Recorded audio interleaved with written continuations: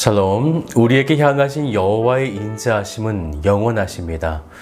영원토록 우리들을 사랑으로 이끄시는 나의 하나님만을 오늘도 섬기시기를 주님의 이름으로 축복합니다. 오늘 말씀은 빌립보서 1장 말씀 되겠습니다. 빌립보서 제1장. 그리스도 예수의 종 바울과 디모데는 그리스도 예수 안에서 빌립보에 사는 모든 성도와 또한 감독들과 집사들에게 편지하노니, 하나님 우리 아버지와 주 예수 그리스도로부터 은혜와 평강이 너희에게 있을지어다. 내가 너희를 생각할 때마다 나의 하나님께 감사하며 간구할 때마다 너희 무리를 위하여 기쁨으로 항상 간구함은 너희가 첫날부터 이제까지 복음을 위한 일에 참여하고 있기 때문이라. 너희 안에서 착한 일을 시작하신 이가 그리스도 예수의 날까지 이루실 줄을 우리는 확신하노라. 내가 너희 무리를 위하여 이와 같이 생각하는 것이 마땅하니, 이는 너희가 내 마음에 있음이며 나의 매임과 복음을 변명함과 확정함에 너희가 다 나와 함께 은혜에 참여한 자가 됨이라. 내가 예수 그리스도의 심장으로 너희 무리를 얼마나 사모하는지 하나님이 내 증인이시니라. 내가 기도하노라. 너희 사랑을 지식과 모든 총명으로 점점 더 풍성하게 하사 너희로 지극히 선한 것을 분별하며 또 진실하여 허물 없이 그리스도의 날까지 이루고 예수 그리스도로 말미암아 의의 열매가 가득하여 하나님의 영광과 찬송이 되기를 원하노라. 형제들아, 내가 당한 일이 도리어 복음 전파의 진전이 된 줄을 너희가 알기를 원하노라. 이러므로 나의 매임이 그리스도 안에서 모든 시위대안과 그 밖의 모든 사람에게 나타났으니, 형제 중 다수가 나의 매임으로 말미암아 주 안에서 신뢰함으로 겁없이 하나님의 말씀을 더욱 담대히 전하게 되었느니라. 어떤 이들은 투기와 분쟁으로, 어떤 이들은 착한 뜻으로 그리스도를 전파하나니, 이들은 내가 복음을 변증하기 위하여 세우심을 받은 줄 알고 사랑으로 하나, 그들은 나의 매임에 괴로움을 더하게 할 줄로 생각하여 순수하지 못하게 다툼으로 그리스도를 전파하느니라. 그러면 무엇이냐? 거칠애로 하나 참으로 하나 무슨 방도로 하든지 전파되는 것은 그리스도니, 이로써 나는 기뻐하고 또한 기뻐하리라. 이것이 너희의 간구와 예수 그리스도의 성령의 도우심으로 나를 구원에 이르게 할 줄을 아는 고로, 나의 간절한 기대와 소망을 따라 아무 일에든지 부끄러워하지 아니하고 지금도 전과 같이 온전히 담대하여 살든지 죽든지 내 몸에서 그리스도가 존귀하게 되게 하려 하나니, 이는 내게 사는 것이 그리스도니 죽는 것도 유익함이라. 그러나 만일 육신으로 사는 이것이 내 일의 열매일진데 무엇을 택해야 하는지 나는 알지 못하노라. 내가 그 둘 사이에 끼었으니 차라리 세상을 떠나서 그리스도와 함께 있는 것이 훨씬 더 좋은 일이라 그렇게 하고 싶으나, 내가 육신으로 있는 것이 너희를 위하여 더 유익하리라. 내가 살 것과 너희 믿음의 진보와 기쁨을 위하여 너희 무리와 함께 거할 이것을 확실히 아노니, 내가 다시 너희와 같이 있으므로 그리스도 예수 안에서 너희 자랑이 나로 말미암아 풍성하게 하려 함이라. 오직 너희는 그리스도의 복음에 합당하게 생활하라. 이는 내가 너희에게 가보나 떠나 있으나 너희가 한 마음으로 서서 한 뜻으로 복음의 신앙을 위하여 협력하는 것과 무슨 일에든지 대적하는 자들 때문에 두려워하지 아니하는 이 일을 듣고자 함이라. 이것이 그들에게는 멸망의 증거요 너희에게는 구원의 증거니, 이는 하나님께로부터 난 것이라. 그리스도를 위하여 너희에게 은혜를 주신 것은 다만 그를 믿을 뿐 아니라 또한 그를 위하여 고난도 받게 하려 하심이라. 너희에게도 그와 같은 싸움이 있으니 너희가 내 안에서 본 바요 이제도 내 안에서 듣는 바니라. 사도 바울이 감옥에 갇혀 있을 때 썼다 하여 옥중서신이다, 이렇게 불리는 편지가 총 4편이 있는데요. 에베소서, 골로새서, 빌립보서, 빌레몬서가 됩니다. 앞자만 따서 부르면 애걸빌빌이라고 외우면 쉽게 기억되리라 생각되는데요. 90년대 교육법 같죠? 네. 빌립보서의 말씀은 모든 것이 합력하여 선을 이루신다고 하신 주님의 뜻이 고스란히 드러나 있는 편지가 되는데요. 우리는 우리 눈에 비춰진 상황을 굉장히 민감하게 반응합니다. 사도 바울은 감옥에 갇혀 있는 상황에서 이런 편지를 쓰게 되는데 4절을 보세요. 간구할 때마다 너희 무리를 위하여 기쁨으로 항상 간구함은. 물론 사도 바울이 빌립보에 있는 그리스도인들을 생각하며 기뻐했던 것은 그 다음 5절을 보니까요. 너희가 첫날부터 이제까지 복음을 위한 일에 참여하고 있기 때문이라 라는 데 있습니다.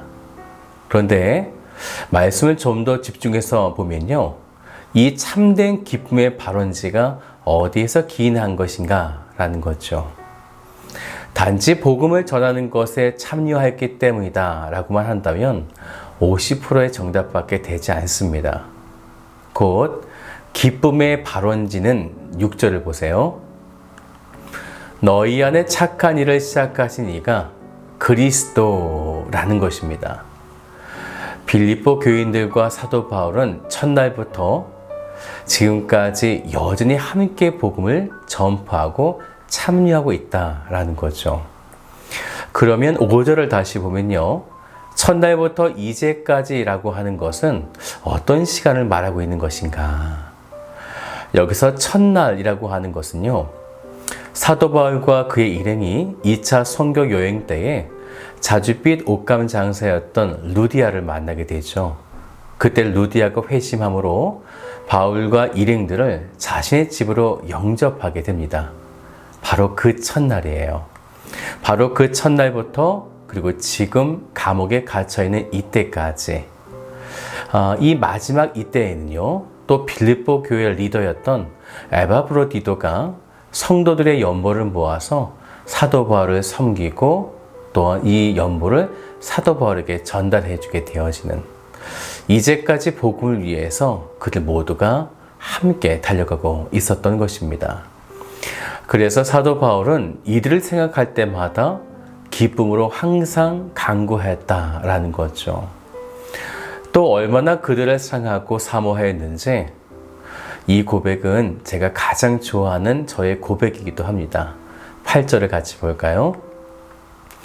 내가 예수 그리스도의 심장으로 너희 무리를 얼마나 사모하는지 하나님이 내 증인이시라. 아멘. 예배만 드리고 각자의 신앙의 여정길을 걸어갔던 것이 아니라 7절 말씀을 보니까요. 나의 매임과 복음을 변명함과 확정함에 너희가 다 나와 함께 은혜에 참여한 자가 됨이었다. 이렇게 고백했다라는 거죠. 곧 믿음을 통한 전회가 아닐까 싶습니다. 제가 고등학교 때 학교에서 전도지를 만들고 또 포스터를 만들어서 벽에 붙이고 전도했던 그때에 근처 대학교에서 데모가 있었습니다. 그때 체류탄이 얼마나 강했는지 그 체류탄이 하필 한 10m 앞에서 터지는 바람에 함께 갔었던 친구들, 선배, 후배들이 눈물, 콧물 쏟았던 그런 적이 있었어요. 근데 그때가 참 잊혀지지 않은 거죠. 사도 바울도 복을 위해서 이제까지 함께한 이 빌립보 교인들이 너무나 그립고 고맙고 또 기뻤던 것입니다. 그래서 사도 바울은 그들을 기억하며 이렇게 기도하죠. 우리 9절부터 11절까지인데 같이 볼까요? 내가 기도하노라. 너희 사랑을 지식과 모든 청명으로 점점 더 풍성하게 하사 너희로 지극히 선한 것을 분별하며 또 진실하여 허물 없이 그리스도의 날까지 이르고 예수 그리스도로 말미암아 의의 열매가 가득하여 하나님의 영광과 찬송이 되기를 원하노라. 아멘. 얼마나 아름다운 기도입니까?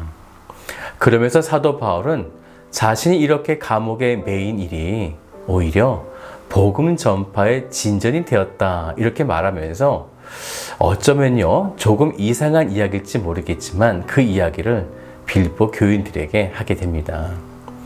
사도 바울이 감옥에 갇혔다는 소식이 퍼지게 될 때에 다수의 형제들이요 겁없이 하나님의 말씀을 더욱 담대하게 전하는 그런 일들이 일어났습니다.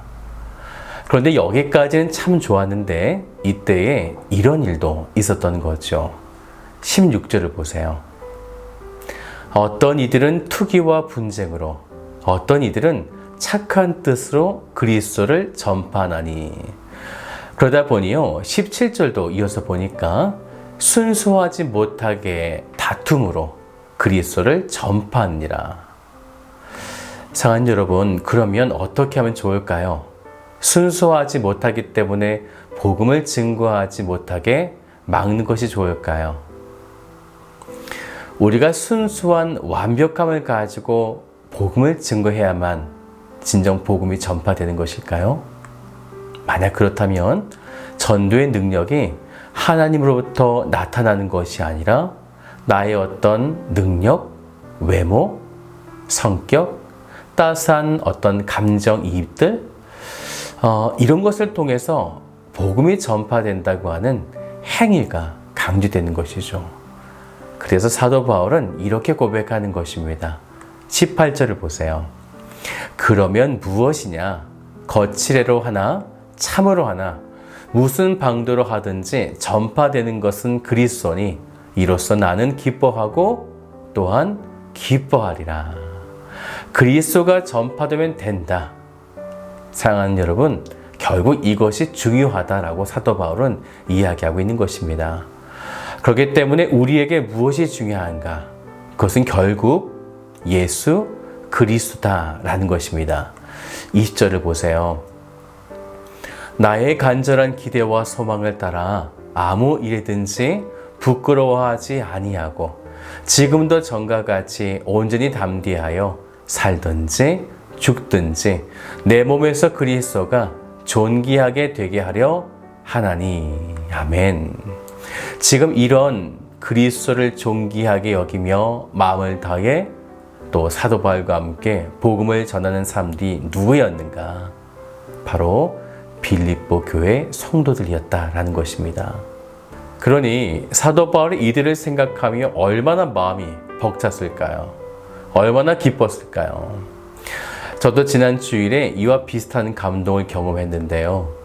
우리 교회가 세운 홍대센터 처치 1주년 감사 예배를 맞이해서 예배를 드리고 있을 때에 이곳에 다 오시진 않았지만 우리 서울중앙교회 성도들이 이 복음 사역을 위해서 얼마나 힘썼는가, 또 얼마나 헌신하였는가, 또 얼마나 마음을 같이하고 기도하였는가, 그 생각을 하니 제 마음이 얼마나 감격스럽고 기뻤는지 모릅니다.